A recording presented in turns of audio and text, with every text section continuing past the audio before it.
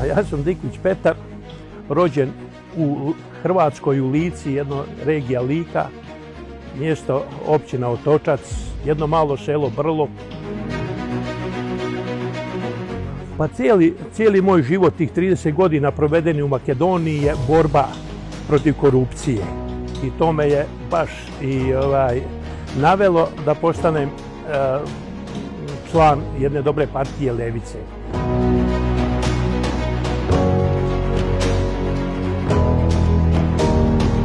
U životu mi je najbitnije da radim dobre poslove, a to je stvaranje nove vrijednosti. Za mene samo najbitnije je da stvaram novu vrijednost. Dakle, posadim jedan krompir, a nađem 10 krompira, to je za mene 9 krompira novo stvorene vrijednosti.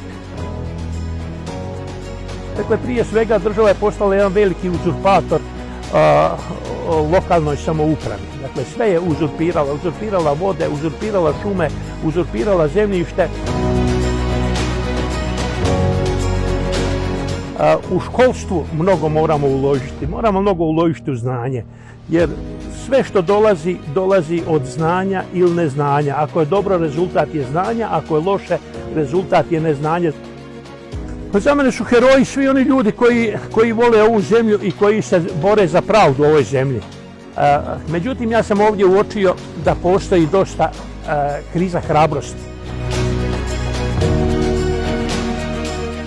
Pa prije svega da se ne trebaju plašiti, da se okrenu oko sebe, da vide koje resurse imamo i zašto ti resursi nisu stavljeni u funkciju i da jednostavno se jedno mora kazati dosta je bilo.